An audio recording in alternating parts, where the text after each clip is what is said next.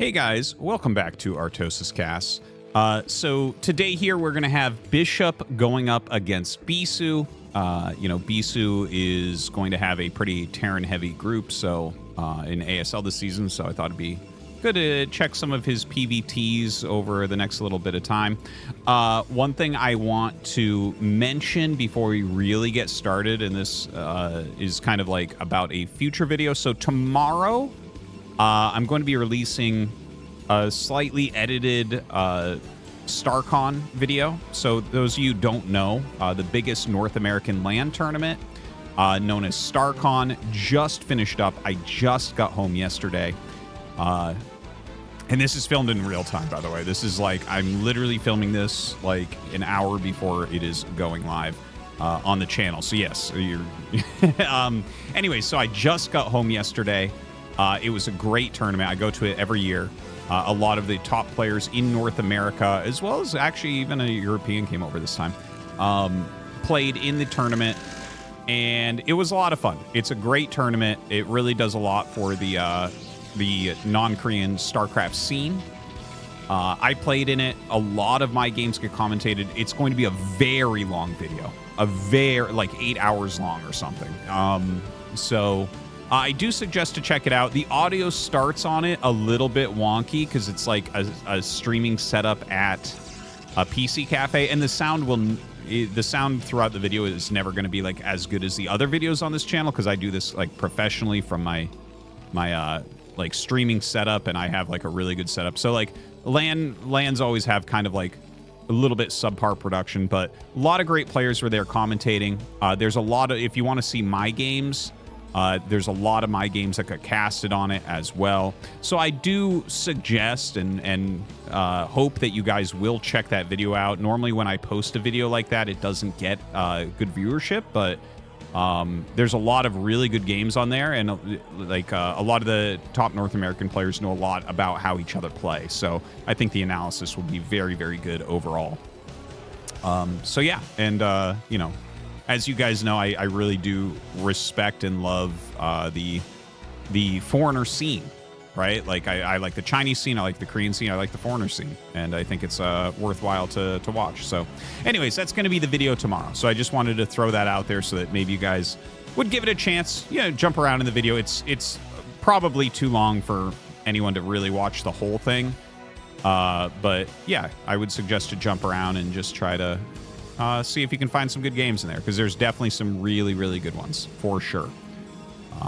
I know because I played a bunch of them.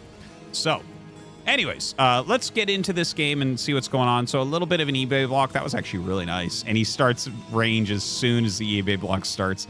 That was actually really well done by Bishop to get down here. I didn't realize that there was a timing if you did the box scout to do this against the rangeless expansion, but he got up down it just in time. So that will slow him quite a bit.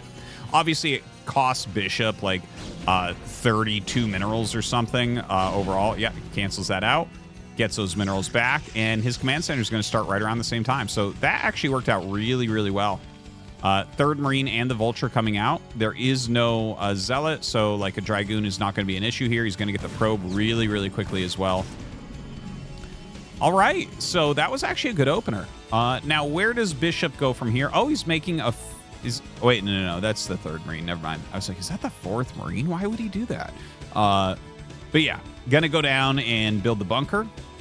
And yeah, it's kind of funny. It's like, oh, why would you make a fourth Marine? It's like, well, he wanted a fourth Marine, Artosis. But no, actually, like when you do a build like this, like the Vulture expand, it's very exacting. Like the fourth Marine actually kind of screws up the build order pretty heavily. So you can do it. Like if you want to skip a bunker and go directly into tank, that can't, like in this exact situation, you can do it, but you wouldn't build it when I thought he was building it. Okay, the Vulture poking in a little bit. The Dragoon will push it back. We have a Robo coming up here for Bisu. Yeah, pulls back a little bit. Everything looking fine. Mine's on the way. You really have to keep this one alive if you can. It's really painful if you lose this. It's got 2 Dragoon shots of health left on it. Vultures are medium, so they take 15 from a Dragoon with their explosive damage. Yeah. Siege Tank coming out. He will be able to push everything back. Okay, and he's laying just some random mines because he's being chased. it's better to lay just anything you can than to lose the vulture trying to get the mines into better positions.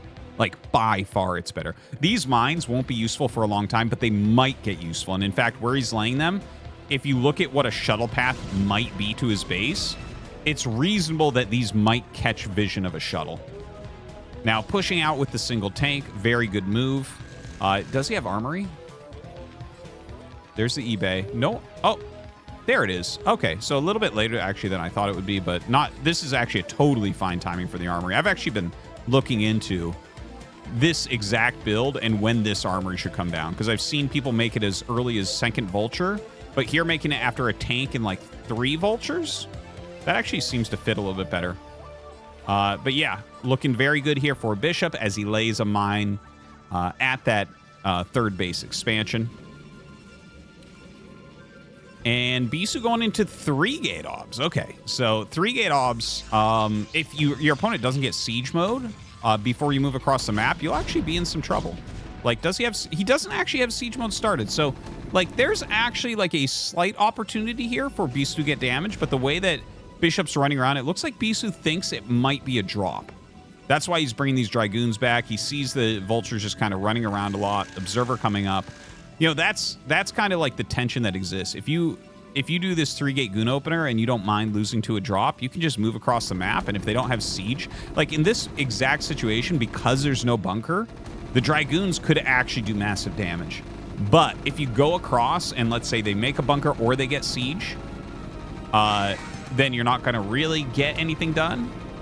And if they happen to go drop ship with that, you're going to be in a lot of trouble. So just something to keep in mind with that.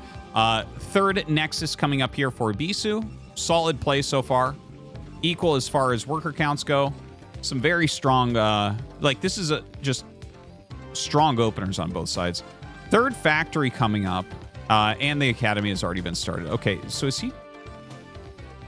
This is, I'm actually like very interested in this because he's making this thing a Goliath. So the way that Bishop is playing is very, very close to how I play TBP. In like my best plays. Like, for instance, if you watch a tournament, you'll see me do builds that look just like this. Yeah, so I'm actually really interested in seeing it because, like, for instance, this third factory timing, I don't know what he's utilizing that for. Because a lot of times what you do is you sit on the 2 and you bank up a little bit, then you build 3 at once. Because, like, yeah, you can make this one a little bit earlier, but if you're going to do consistent production, suddenly you're having to make depots a little bit more often, and you're making, you know, a lot of units out of this, and then adding those other factories might be a little bit slower. But he goes second add-on. Okay, that kind of makes sense.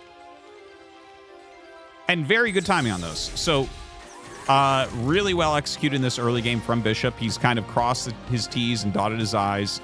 He doesn't really have vultures on the map, but he has really excellent mines, as you can see. I guess he's got this 1 vulture patrolling those bases. He's got these mines kind of watching. These 2 bases mined up and this base mined up. So, like, overall, great play here from Bishop. He's kind of got the setup that he needs for this stage of the game. Looking at Bisu's base, he'll probably go up to, well, he might go up to 8 gates.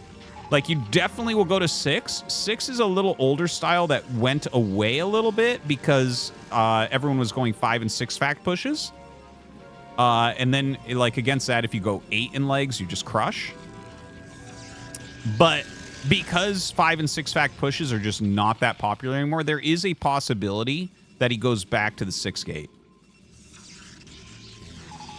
That's actually going to be a very interesting meta to watch, is Terran's trying to identify, like, oh, are you going 6 gates into your next base, or are you going more? So there's a 6, 7, 8. Okay, so he is going to stay on the 8. And I'm not very surprised by that. Like, you actually, okay, see, his observer sees Terran moving out. So it's like, yeah, go up to the 8 gates. You have Reaver, 8 gate, have legs on the way. These are the exact things that you need to make sure that you hold the push. But this is a strong push. Let's see. He's got 8 tanks. Yeah, it seems like some of the strongest timings right now are the, like, 8-ish tanks moving out. But yeah, I don't know. I feel like Bisu should be able to just hold this, as long as he doesn't screw up with a group like this.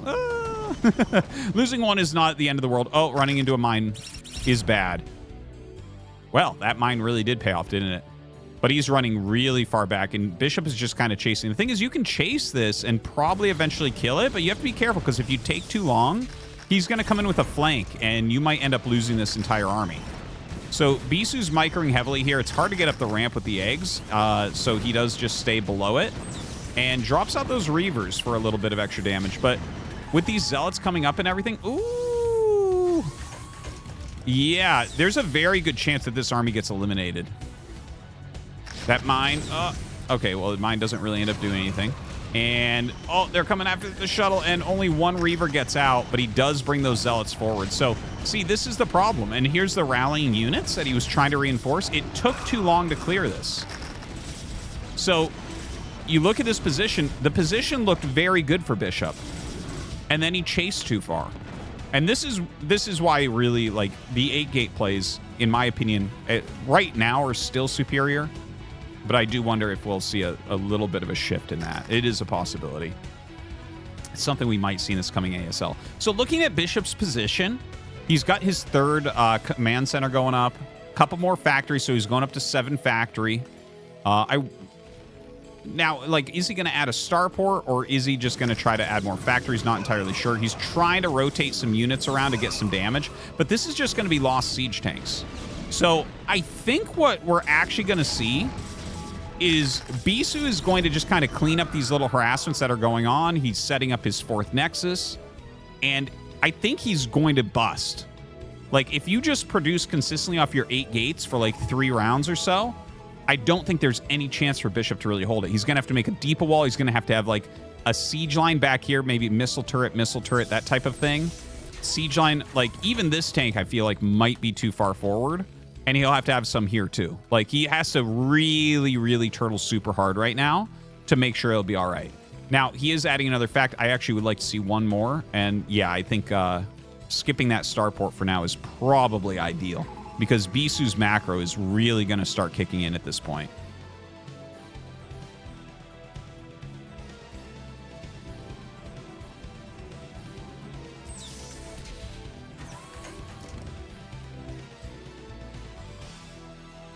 So Bisu just kind of rallying to both sides. He's going to want to try to clear some mines and everything. Has a new shuttle with that old Reaver in it.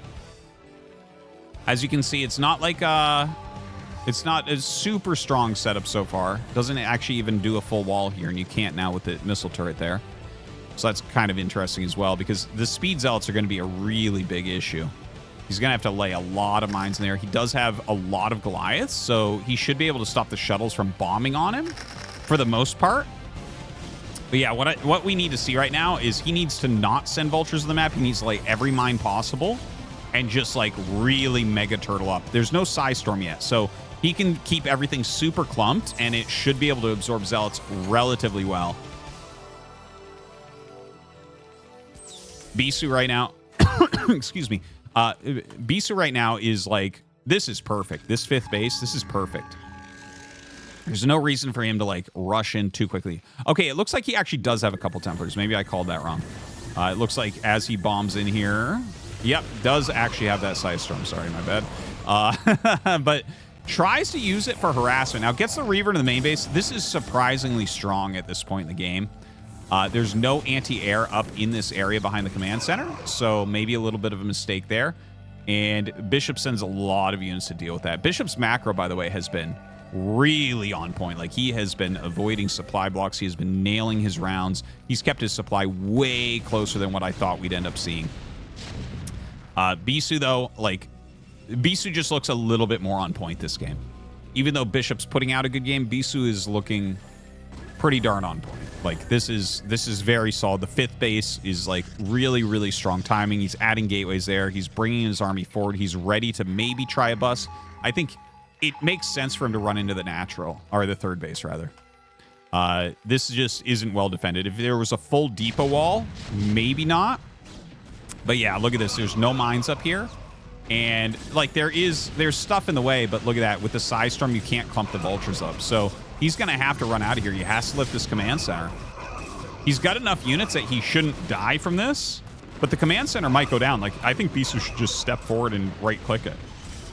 He's not really doing that, though. His goons are kind of glitching. Okay, he starts doing it now. It's a little bit later. He's lost a lot of goons, as you can see.